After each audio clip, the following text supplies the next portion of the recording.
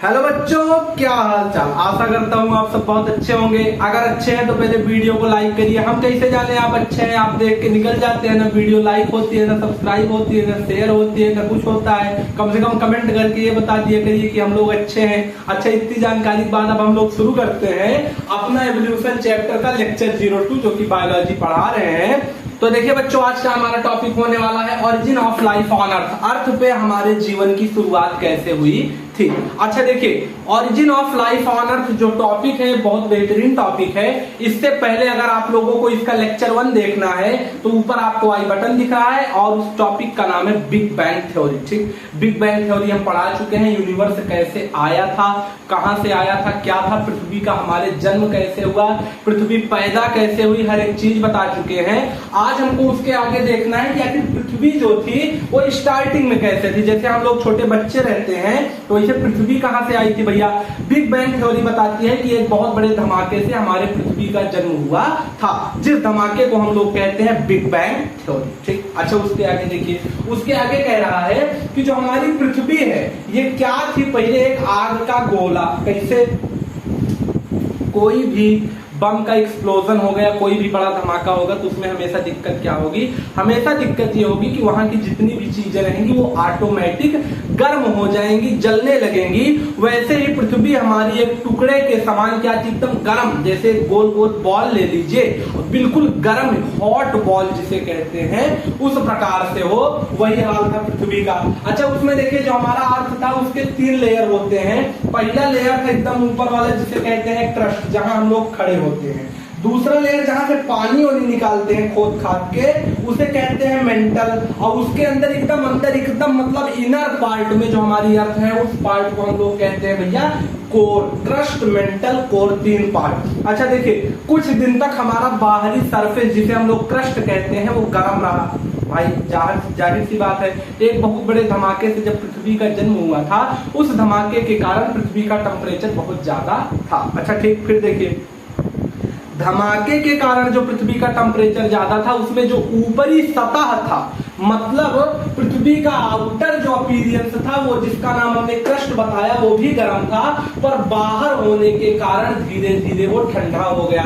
जैसे एग्जांपल में अगर आप लोग बाटी कभी खाए हो, बाटी चोखा जिसे कहा जाता है, जो हमारे यूपी और बिहार के बच्चे देख रहे होंगे वो तो रोज खाते हैं लगभग। तो बाटी जब गरम गरम तेल से निकालिए तो क्या होता है? कुछ देर तक तो ऊपर वाला गर्म रहता है लेकिन फिर ठंडा हो जाता है, पर जब उसको तोड़िए बीचों बीच तब अंदर बिल्कुल एकदम गरम गरम निकलता है। वही कंडीशन यहाँ था कि बाहर जो क्रस्ट वाली लेयर है वो तो कुछ टाइम बाद ठंडी हो गई, पर मेंटल और कोर वाली जो लेयर थी बहुत ज्यादा हॉट थी। अच्छा, उसके बाद क्या कंडीशन हुआ? उसके बाद ये कंडीशन हुआ कि क्रस्ट का टेम्परेचर धीरे धीरे गिरने लगा, लेकिन मेंटल जो थी वो उससे थोड़ी गर्म थी। क्रस्ट बिल्कुल ठंडा, मेंटल थोड़ा गर्म, अंदर वाला कोर बहुत ज्यादा गर्म, इसीलिए यहाँ लिखा गया है टेम्परेचर वेरी हैवी।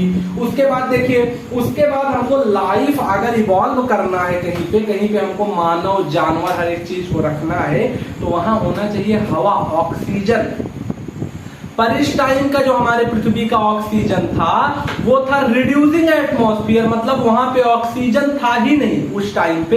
करीब 4 अरब साल पहले की बात हो रही है। लेक्चर 1 में बताया गया है ओरिजिन ऑफ अर्थ कब हुआ था? 4 अरब साल पहले, 4 बिलियन ईयर को। ठीक, उसके बाद देखिए क्या कंडीशन हुआ। कंडीशन ये हुआ कि भैया उस समय क्या हुआ, जब बाहर का टेम्परेचर ठंडा हो गया, अंदर का कोर वाला टेम्परेचर बिल्कुल गर्म है, तो बाहर ठंडी है अंदर गर्मी है, तो गर्मी अंदर से बाहर आना चाहेगी। गर्मी क्या होगी? अंदर से बाहर आना चाहेगी। और उसी समय क्या हुआ, हमारे अर्थ पे बहुत सारे वोल्केनो मतलब ज्वालामुखी का विस्फोट हो गया। और जैसे ही ज्वालामुखी फूटा, कंडीशन क्या हुआ, यहाँ पे कुछ ज्वालामुखी टाइप का दिखाने का कोशिश किए हैं आप लोग अगर समझ पाए तो देखिए यहाँ पे आपको वोल्केनो दिखाने की कोशिश किए हैं बना के। इसमें कंडीशन क्या है, अंदर से जो भी हीट है, जो लावा है वो बिल्कुल बाहर निकल रहा है। और वही लावा जब बाहर निकला पृथ्वी से तो भैया कई सारे इंपॉर्टेंट काम हुए। काम क्या क्या हुआ? पहला काम, जो लावा निकला ये धीरे धीरे चट्टान के फॉर्म पे पूरे पृथ्वी पे हमारे फैल गया और जो इससे मटेरियल निकला था अंदर वाला उस चट्टान ने उसने क्या काम किया, जब धीरे धीरे धीरे धीरे बहुत ज्यादा समय बीत गया 100-150 साल बाद, वो सब कन्वर्ट हो गया मोटे मोटे पत्थर, मोटे मोटे रॉक, मोटे मोटे चट्टानों में। और जैसे ही कन्वर्जेशन हुआ वैसे क्या हुआ, अर्थ का क्रस्ट मतलब आज जिस पृथ्वी पे हम लोग खड़े हुए हैं ये कभी ना कभी बिल्कुल आग था, बिल्कुल वोल्केनो से निकला हुआ था जिसपे आज आप लोग खड़े हुए हैं। और ये कंडीशन कैसे हुआ, ये हुआ क्यों, क्योंकि इस पृथ्वी पे लाइफ को इवॉल्व होना था। अच्छा वोल्केनो फूटेगा, इससे क्या फायदा है, बहुत फायदा है। क्या फायदा, जब वोल्केनिक इरप्शन हुआ हमारे अर्थ पे तब क्या हुआ, कुछ मटेरियल हमको मिले। कौन कौन से चीज, इस आग में कुछ थे हमारे गैस, जैसे hydrogen, nitrogen, sulphur, ammonia, carbon dioxide, methane और वाटर वेपर, जिसको हम लोग कहते हैं H2O। क्या कहते हैं भैया, H2O। हमको सब गैस दिख रही है इसमें, लेकिन ऑक्सीजन नहीं दिख रही है। आप लोग कहेंगे H2O है तो इसमें तो ऑक्सीजन है, लेकिन वेपर के फॉर्म में है, मतलब गैस है, पानी नहीं है, गैस है। अब क्या कंडीशन होगा, इतनी गैसें जब मिली तो इन्होंने कुछ ना कुछ किया अपने आप में काम। क्या क्या काम किया, बहुत सारा काम किया, उसको अभी हम लोग थ्योरी के फॉर्म में पढ़ेंगे। लेकिन कुछ हमें गैसेस मिली और दूसरा चीज उस टाइम का ऑक्सीजन कैसा था, रिड्यूसिंग और मतलब एटमॉस्फेयर था। और रिड्यूसिंग मतलब ऑक्सीजन जहां पे ना हो। अच्छा ऐसे एटमॉस्फेयर का फायदा क्या है, बहुत फायदा है। पहला फायदा देखिए, पहला फायदा इसका गिनिएगा। हाँ, पहला फायदा ये है, अगर कहीं ऑक्सीजन है जैसे आज के समय में, तभी हम लोग जो अपना खाना खा रहे हैं, खाना खाने के बाद सांस ले रहे हैं, और सांस ले रहे हैं तो जो हवा अंदर जा रही है वो खाने को तोड़ रही है और तोड़ के एनर्जी बना रही है, तभी तो हमारी बॉडी जिंदा है भाई। ऐसे ही तो है, ऐसे चल रहा है सब कुछ। अगर उस समय ऑक्सीजन होता, कुछ बनने ही ना पाता, सबको तोड़ देती, तोड़ के एनर्जी बनाने की कोशिश करती। लाइफ वाइफ है ये नहीं है, एनर्जी क्या बनाएगी, इसीलिए उस समय ऑक्सीजन को रोक के रखा गया, ऑक्सीजन एटमॉस्फेयर से एब्सेंट कर दिया गया और कोई कारण नहीं था। तो यहां तक हमने इसको समझा। अच्छा, इस प्रकार के एटमॉस्फेयर को हम लोग कहते थे प्रिमिटिव एटमॉस्फेयर। प्रिमिटिव मतलब पुराने समय का, जब लाइफ का एवोल्यूशन स्टार्ट नहीं हुआ था, सिर्फ अर्थ डेवलप्ड हो रही थी तब का। अब इसके बाद नेक्स्ट स्लाइड में कुछ थ्योरीज हैं जो हमें बताते हैं कि हमारे अर्थ पे इसके बाद क्या क्या काम हुआ। जो गैसेज आई ये क्या काम की, इसको हम नेक्स्ट स्लाइड में बनाते हैं, तब तक आप लोग इतना लिखिए। उसके पहले कुछ इंपॉर्टेंट क्वेश्चन, जैसे वोल्केनिक इरप्शन में कौन कौन सी गैसेज निकली, इसको याद कर लीजिएगा। दूसरा चीज, वाटर वेपर तो था पर ऑक्सीजन फ्री फॉर्म में नहीं था, इसको याद रखिएगा। तीसरा चीज, उस टाइम का एटमॉस्फेयर रिड्यूसिंग कहलाता था, इसको याद रखिएगा। चौथा चीज आपको ये याद रखना है कि वोल्केनिक इरप्शन होने के बाद जो वहां से लावा निकले थे, वही लावा अंत में अर्थ के क्रस्ट को बनाने का काम किए थे। और उसके बाद ये पूरा फिगर है प्रिमिटिव एटमॉस्फेयर का। तो देखिए बच्चों, अगली स्लाइड हमारी रेडी हो गई है और इस स्लाइड में हमको मेनली देखना क्या है, theory to explain origin of life. वो थ्योरीज जो बताती थी कि पृथ्वी पे आखिर जीव कैसे जन्म लिए हैं, हमारे पृथ्वी पे लाइफ कैसे ओरिजिनेट हुई है। इन्हीं थ्योरी द्वारा ये चीजें एक्सप्लेन की गई थी, जिसमें सबसे पहली थ्योरी जो साइंटिस्टों ने दी थी, या यूं कहें कि ये जो थ्योरी है इसको सिर्फ और सिर्फ हमारे वेद या पुराण या ग्रंथ में, धार्मिक ग्रंथ जितने हैं, जितने भी धर्म बने हैं, उनके जो धार्मिक ग्रंथ हैं वो सब अलग अलग इसको क्या करते हैं, बताते हैं इसके बारे में, जिसका नाम क्या है भैया, थ्योरी ऑफ स्पेशल क्रिएशन। ये क्या बताता है कि जैसे अगर हम लोग मान लीजिए हिंदू माइथोलॉजी के अनुसार बात करें, तो हिंदू धर्म कहता है कि जीवन को एक इंसान की पूर्ति के लिए 3 भगवान जिम्मेदार हैं। पहले कौन है, ब्रह्मा। ब्रह्मा क्या काम करते हैं, ब्रह्मा जो भगवान हैं वो क्या करते हैं कि एक मनुष्य को धरती पे भेजते हैं, मतलब उनको क्या कहा जाता है, संसार का क्या रचयिता। मतलब किसी के जीवन में क्या होगा, कब जन्म होगा, कब मृत्यु होगी, ये सब लिखना पढ़ना उनका काम है। ठीक, अकाउंटेंट वाला डिपार्टमेंट पूरा वो देखते हैं। दूसरे भगवान कौन है? अगर मान लीजिए बच्चा या कोई भी जीव जन्म ले लिया तो पूरे जीवन भर उसका पालन पोषण कैसे होगा ये बताते हैं भगवान विष्णु, ठीक, जिनको कि हम लोग क्या कहते हैं, पूरे जगत के पालनहार। और उसके बाद मान लीजिए जब उसका अंत समय आ गया तो उसको ले कौन जाएंगे? महादेव मतलब महेश। तो ब्रह्मा विष्णु महेश तीन भगवान ऐसे हैं जो हिंदू धर्म के अनुसार बताए गए हैं, उनके काम को डिवाइड कर दिया गया है। ये थ्योरी बताती है हमारी थ्योरी ऑफ स्पेशल क्रिएशन। लेकिन इसको एक दिक्कत ये है कि साइंस के दुनिया में या इस इवोल्यूशन वाले चैप्टर में पर्सनली ध्यान नहीं दिया जाता। दूसरी थ्योरी है थ्योरी ऑफ कैटास्ट्रोफिज्म। कैटास्ट्रोफिज्म जो है ये है भैया एक ऐसी थ्योरी जिसके अंदर बात होती है प्रलयवाद की। किसकी? प्रलयवाद। प्रलयवाद क्या कंडीशन है? कहते हैं कि हर बार मतलब 4 युग होते हैं, त्रेता, द्वापर, कलयुग, सतयुग। तो एक युग से जब दूसरा युग या यूं कहें कि एक कल्प का समय, कल्प मतलब होता है चारों युगों को जोड़ के एक कल्प कहते हैं। जब एक कल्प बीतता है, क्या होता है? जब एक कल्प बीतता है तो क्या कंडीशन होता है? जैसे मान लीजिए अब कलयुग खत्म होगा, इसके बाद फिर वही पहला वाला आएगा, क्या आएगा? द्वापर आएगा, ठीक, फिर क्या आएगा? त्रेता आएगा, फिर क्या आएगा? सतयुग आएगा, फिर कलयुग आ जाएगा। तो ऐसा ऐसा जो कंडीशन चलता है, जब ये चारों एक बार खत्म होते हैं तो क्या होता है? एक बार होती है आकाश से आकाशवाणी। और भगवान कहते हैं किसको? जैसे इसमें बताया गया है हमारे टाइम में एक थे राजा मनु। राजा मनु कौन थे? एक बहुत बड़े मतलब एक प्रकार से कह सकते हैं राजा थे। तो उनको क्या कहा कि आप बहुत बड़ी नाव बनाइए, बोट बनाइए, जो आप ही लोगों के हिंदी जो है, हिंदी आपका सिलेबस उसके काव्य खंड के 2nd चैप्टर में दिया गया है, जितने हमको यूपी बोर्ड वाले देख रहे हैं। जयशंकर प्रसाद जी लिखे हैं श्रद्धा मनु, जो चैप्टर हुआ है इसी पे पूरा है डिटेल। तो कैटास्ट्रोफिज्म या प्रलयवाद ये कहता है कि जब चारों युग खत्म होते हैं तो एक बार आता है क्या? प्रलय, जिसमें धरती और सब खत्म हो जाएगी, फिर धरती बनेगी, फिर ऐसे ऐसे चलेगा। और उसमें कंडीशन क्या है? एक थे राजा मनु, उनको एक बार आकाशवाणी हुआ और भगवान क्या बोले? आप एक बहुत बड़ी नाव बनाइए और वो नाव पे जितने भी दुनिया के जीव जंतु हैं उनको लेके चढ़ जाइए और उनको लेके चले जाइए एक किनारे। और जब पृथ्वी खत्म हो जाएगी तो फिर से आप क्या करेंगे? जब पानी वानी सूख जाएगा, प्रलय आ जाएगा, खत्म, पूरा डाइवर्सिटी इंड हो जाएगा। उस कंडीशन में जब फिर से क्या होगा? धीरे धीरे सब ठीक होने लगेगा, तब आप लोग फिर से पृथ्वी पे एक नए जीवन की शुरुआत करिएगा।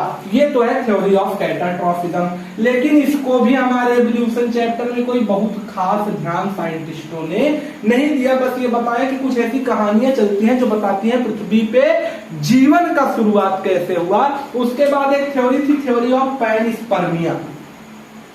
पैनस्पर्मिया, स्पर्मिया मतलब स्पर्म मतलब गैमीट, गैमीट मतलब जहां से लाइफ शुरू होती है, मेल का स्पर्म, फीमेल का ओवम, यही इतना कंडीशन, दोनों मिलेंगे जाइगोट बन जाएंगे।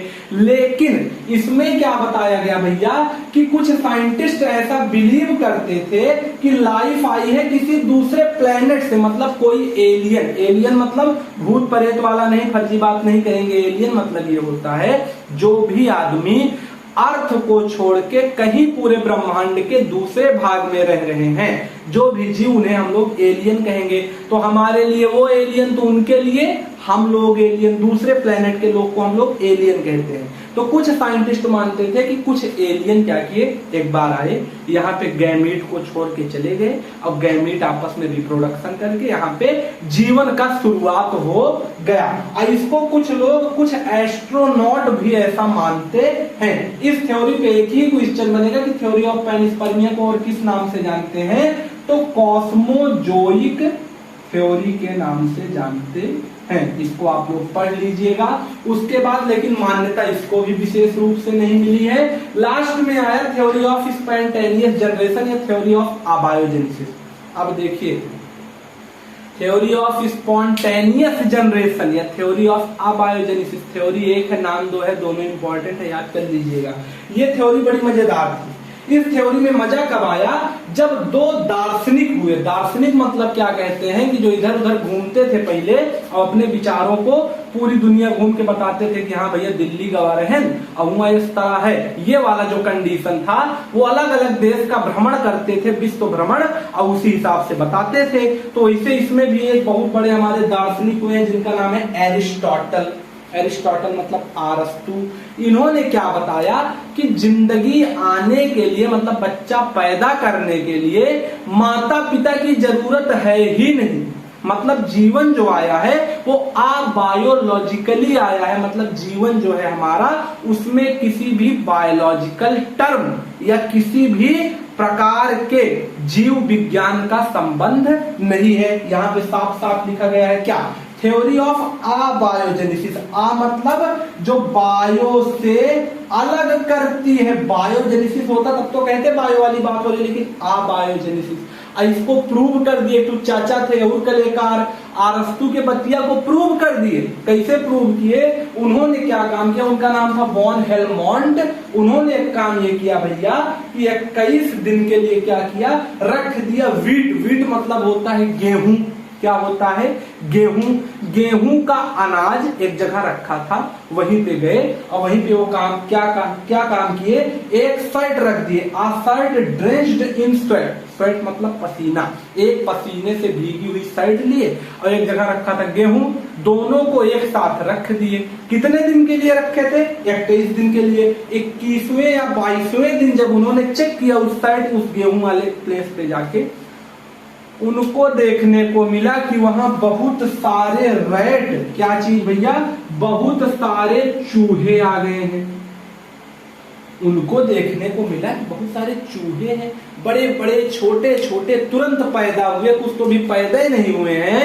ऐसा कंडीशन था, चूहों का बिल्कुल भरमार लग गई। उन्होंने कहा पक्का एकदम गारंटेड हो गया। क्या चीज गारंटेड हुआ, जिंदगी आने के लिए माता पिता और किसी बउआल की जरूरत नहीं है। जरूरत किसकी है, एक पसीने से भीगी हुई शर्ट और कुछ गेहूं के अनाज की, दोनों को एक साथ रखो, जो चाहे वो पैदा कर दो। आदमी चाहिए आदमी पूरा भंडार लगा दो, चूहा चाहिए चूहे, जो भी चाहिए सब कुछ अवेलेबल हो सकता है। लेकिन अब क्या बताए, इसे मतलब दार्शनिक या फिलोसफर या साइंटिस्ट कुछ भी कहिए, बताया एवोल्यूशन में यही दिया गया है। लेकिन ये तो बात बिल्कुल सुनने में ही सरासर गलत लगती है, तो ये कंडीशन भी कहीं अप्लाई नहीं किया गया।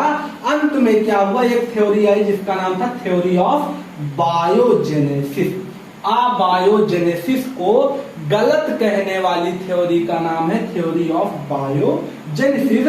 और इसमें क्या हुआ, इसने पहली बात तो अबायोजेनेसिस को डिस्कार्ड किया, मानने से मना कर दिया। मेन भूमिका थी चचा लुईस पास्चर की, एक बहुत अच्छे साइंटिस्ट थे लुईस पास्चर, उसके साथ कुछ और भी साइंटिस्ट थे, लेकिन मेन भूमिका इनकी थी। इन्होंने क्या बताया कि जीवन को आने के लिए, मतलब नए जीव को जन्म लेने के लिए पुराने जीव की सबसे पहली जरूरत और भूमिका होती है। मतलब new organism came from old organism. जितने भी नए नए बच्चे पैदा होते हैं अपने माता पिता से ही तो होंगे।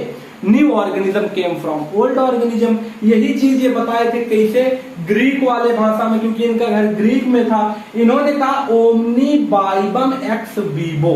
क्या कहा, ओमनीज वाइबम एक्स वीवो, इन्होंने टर्म दिया, पूरा काम किया एकदम बेहतरीन। उसके बाद क्या हुआ, उसके बाद कुछ नहीं हुआ, इन्होंने जैसे ही ये टर्म दिया वैसे प्रूव कर दिया एक एक्सपेरिमेंट करके, जिसका नाम है स्वान नेक एक्सपेरिमेंट, जो कि हम लोग लेक्चर 03 में पढ़ेंगे। तो इस लेक्चर के लिए इतना ही। अगर समझ में आया तो बताइए कमेंट में। ऐसे ही बेहतरीन लेक्चर पूरे हमारे चैनल पे अवेलेबल हैं। हर एक लेक्चर का प्लेलिस्ट, मतलब हर एक चैप्टर का प्लेलिस्ट बना है, आराम से चेक करिए। हर एक सब्जेक्ट लगभग कंप्लीट करवाने की कोशिश कर रहे हैं, जितना बेहतरीन हो सके, जितना कम टाइम में हो सके आपका लेक्चर कंप्लीट हो रहा है। तो मिलेंगे नेक्स्ट लेक्चर में, तब तक के लिए ओके बाय।